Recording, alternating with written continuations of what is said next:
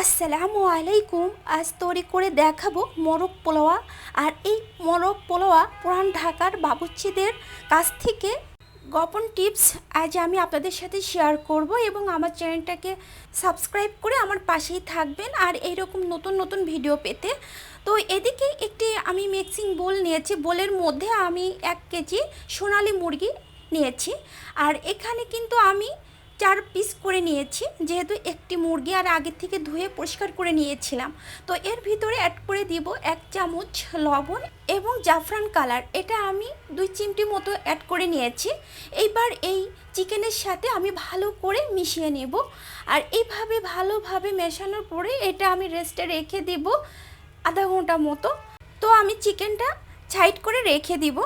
আর এদিকে চিকেনের জন্য যে যে মশলাগুলো লাগবে, এখানে একটি আমি বোল নিয়েছি, বোলের মধ্যে অ্যাড করে নিব জয়ফলের আমি একটার অর্ধেক নিয়েছি। আর অ্যাড করে দিব জয়িত্রী আমি এখানে 1.5টার মতো নিয়েছি, এবং অ্যাড করে দিব শাহি এলাচ এবং শাহি জিরা অ্যাড করে নিব 1/2 চা চামচ, এবং অ্যাড করে দিব সাদা গোলমরিচ এবং কালো গোলমরিচ। তো এটা আমি ব্লেন্ডারের সাহায্যে গুঁড়া করে নিব। তো এদিকে একটি আমি বোল নিয়েছি, বোলের মধ্যে অ্যাড করে নিব 3 কাপ মতো আমি পোলার চাল অ্যাড করে নিচ্ছি। আপনারা এখানে পোলার চালটা কমিয়ে বা বাড়িয়েও নিতে পারেন। এবার আমি পানি অ্যাড করে এই চালগুলো ভালোভাবে ধুয়ে নেব। তো এইভাবে যদি আপনারাও ফলো করেন মোরগ পোলাওয়া, তো আপনাদের মোরগ পোলাওটা কিন্তু এরকম হবে, আর পারফেক্টভাবেও কিন্তু পোলাওটা ঝরঝরা হবে। একটু কিন্তু পোলাওটা একদমই নরম হবে না, আর এইরকমই কিন্তু পোলাওটা ঝরঝরা হবে। তো এটা আমি রেস্টে রেখে দিব। আর এদিকে একটি ফ্রাই প্যান নিয়েছি, ফ্রাই প্যানের মধ্যে আমি রান্নার রেগুলার তেল অ্যাড করে পেঁয়াজ কুচি অ্যাড করে দিব 1 কাপ। পেঁয়াজ কুচিটা দিয়ে আমি ভালো করে নেড়ে চেড়ে এরকম পেঁয়াজ বেরেস্তা করে নেব। তো পেঁয়াজ বেরেস্তা তৈরি করা হয়ে গেছে, এবার আমি ফ্রাই প্যান থেকে এই তেল থেকে তুলে নেব। আর একই তেলের মধ্যে আমি অ্যাড করে দিব এলাচ, লবঙ্গ এবং দারুচিনি, এটা আমি অ্যাড করে নিলাম, এবং 2টা তেজপাতা আমি মাঝখান থেকে এরকম ভেঙেও দিলাম। এই মশলাগুলা ভালো করে নেড়ে চেড়ে নেব। এইবার এর ভিতরে সে ম্যারিনেশন করে রাখা সেই চিকেনগুলো আমি অ্যাড করে নেব। আর এই চিকেনটা দিয়ে আমি ভালো করে নেড়ে চেড়ে একটু ভাজা ভাজা করে নেব এই মশলার মধ্যে। এতে করে কিন্তু এর স্বাদটাও দ্বিগুণ বেড়ে যাবে, আর খেতেও কিন্তু ভালো লাগবে। তো এইভাবে যখন ভাজা ভাজা হবে চিকেনটা, তখন এর ভিতরে অ্যাড করে দেব 1/2 কাপ রসুন পেস্ট এবং 1/2 কাপ পেঁয়াজ পেস্ট অ্যাড করে নেব, এবং অ্যাড করে দেব 3 চামচ আদা পেস্ট, জিরা পেস্ট দেব 3 চামচ। আর এখানে আমি কাঠবাদাম পেস্ট অ্যাড করেছি। এখানে কাঠবাদাম পেস্ট অ্যাড করলে স্বাদটা কিন্তু দ্বিগুণ বেড়ে যাবে। এবং অ্যাড করে দিব আলু বোখারা 5-6টা মতো অ্যাড করে নিয়েছি, টক দই নিয়েছি এবং পেঁয়াজ বেরেস্তা। আগের থেকে গুঁড়া করে রাখা এই চিকেনের মশলাটাও আমি দিয়ে দিব 1.5 চামচ মতো। এখানে অ্যাড করব স্বাদ মতো লবণ, এবং ভালো করে এই মশলাগুলা চিকেনের সাথে ভালো করে আমি এরকম ভোনা ভোনা করে নেব। আর এইভাবে যত ভালো করে এই চিকেনের সাথে মশলাগুলা এরকম ভোনা ভোনা করে নিতে হবে, তত কিন্তু টেস্ট বেড়ে যাবে চিকেনের, আর খেতেও কিন্তু দারুণ লাগবে। এইখানে আমি 5-7টা মতো কাঁচা মরিচ মাঝখান থেকে ভেঙে দিয়েছি, আমি এখানে কোনো গোড়া মরিচ অ্যাড করব না। আর এইভাবে যদি আপনারা ফলো করেন, তো আপনাদের চিকেনটাও কিন্তু স্বাদ কিন্তু এমন হবে। তো এখানে আমি গরম পানি অ্যাড করে নিয়েছি 2 কাপ মতো। তো এটা ভালো করে নেড়ে চেড়ে এবার ঢাকনাটা দিয়ে ঢেকে রাখবো চিকেনটা সিদ্ধ হওয়া পর্যন্ত। তারপরে যখন চিকেনটা সিদ্ধ হয়ে যাবে, আপনাদের ঢাকনাটা উঠিয়ে দেখাচ্ছি। দেখেন কত সুন্দর হয়েছে, আলহামদুলিল্লাহ। আর মাঝে আমি চিকেনটা নেড়ে দিয়েছিলাম একবার, যাতে পাতিলের তলা থেকে না লেগে যায় এর কারণে।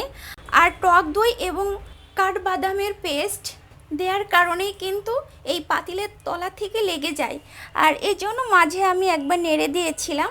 তো এটা ভালো করে নেড়ে চেড়ে নেওয়ার পরে এখানে 3 চামচ গুঁড়া দুধ অ্যাড করে নিলাম, এবং 1 চামচ আমি অ্যাড করে নিলাম চিনি।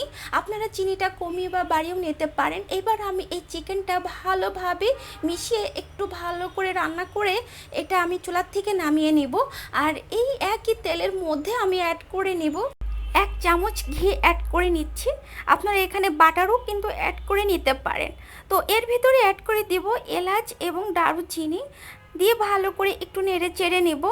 যখন এই মশলা এবং এই ঘেস থেকে একটা ভালো একটা স্মেল বের হবে, ঠিক এই পর্যায়ে অ্যাড করে দিব আদা পেস্ট 2 চামচ, রসুন পেস্ট 2 চামচ, পেঁয়াজ পেস্ট 1 চামচ এবং জিরা পেস্ট 1 চামচ। আর যে মশলাটা রেখেছিলাম সেটাও আমি সম্পূর্ণ দিয়ে দিলাম। দিয়ে ভালো করে ভাজা ভাজা করে পোলার চালটা অ্যাড করে নেব। এইবার এই পোলার চাল এই মশলার সাথে আমি ভালো করে ভাজা ভাজা করে নেব। আর যত ভালো করে ভাজা ভাজা করে নেব তত কিন্তু এই পোলাওটা কিন্তু ভালো লাগবে খেতে। আর এই চাল থেকে যখন শনশন শব্দ হবে ঠিক এই পর্যায়ে অ্যাড করে দেব আমি পানি। এখানে কিন্তু গরম পানি অ্যাড করে নিয়েছি। আর এখানে 3 কাপে আমি 6 কাপ পানি অ্যাড করে নিয়েছি। এটা যদি আপনারা ফলো করেন তো আপনাদের পোলাওটাও কিন্তু ঝরঝরা হবে আর একদমই কিন্তু সফট হবে না। তো এর ভিতর অ্যাড করে দেব স্বাদ মতো লবণ এবং 2 চামচ গুঁড়া দুধ এবং 3টা কাঁচামরিচ আমি মাঝখান থেকে ভেঙে দিয়েছি এবং অ্যাড করে দেব চিনি। চিনিটা আপনারা কমিয়ে বা বাড়িয়েও নিতে পারেন। আমি চিনিটা 1 চামচ দিয়েছি। এবার ভালো করে নেড়ে চেড়ে এটা আমি ঢাকনাটা দিয়ে ঢেকে রাখবো 3 থেকে 4 মিনিট মতো। তারপরে 3-4 মিনিট পর আমি ফিরে এসে আপনাদের দেখাচ্ছি। দেখেন এরকম হয়েছে। এবার আমি আবার একটু ভালো করে নেড়ে চেড়ে নেব। নেড়ে চেড়ে এবার আমি ঢাকনাটা দিয়ে ঢেকে রাখবো এই পোলাওটা। আবারও 3-4 মিনিট আমি এটা দমে রান্না করে নেব। আর এই পোলাওটা কিন্তু অল্প আছে দমে রান্না করলে একদম পারফেক্ট হয়। আর হচ্ছে ভাতটাও কিন্তু ঝরঝরা হয়। আর এটা কিন্তু একদম মানে দলা পেকে যায় না বা নরম হয় না। আপনারা যে পাত্রে ধরেন চাল মেপে নিয়েছেন ওই পাত্রে যদি আপনারা ওই পাত্রেই পানি মেপে দেন, 1 কাপে 2 কাপ পানি অ্যাড করে নেন তাহলে কিন্তু এরকম ভাতটা ঝরঝরা হবে আর খেতেও কিন্তু ভালো লাগবে। আর একদম আমার মতোই ঝরঝরা হবে। আর পানিটা অবশ্যই ফোটানো পানি অ্যাড করে নিতে হবে।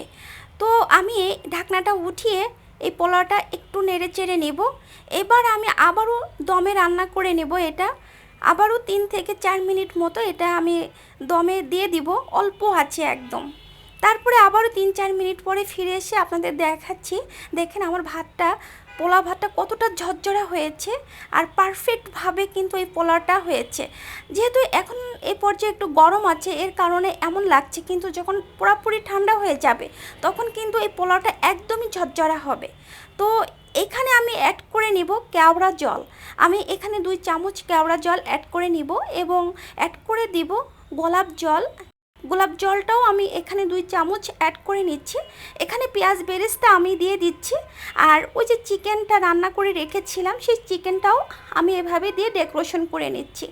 তো দেখলেন তো কত সহজে এরকম মোরগ পোলাও তৈরি করা যায়, একদমই বাবুর্চিদের হাতের মতো। আর এই মোরগ পোলাও যদি আপনারা এইভাবে ফলো করেন আমার রেসিপিটা দেখে তাহলে কিন্তু আমার মতোই পারফেক্ট হবে আর খেতেও কিন্তু দারুণ মজা। তো আমি 2টা ডিম এখানে অ্যাড করে নিয়েছি এবং এই পর্যায়ে অ্যাড করে দিলাম ঘি। দিয়ে এবার চুলাটা কিন্তু আমি অফ করে দিয়েছি। এবার আমি ঢাকনাটা দিয়ে ঢেকে রাখলাম রেস্টে আরও 10 থেকে 15 মিনিটের মতো।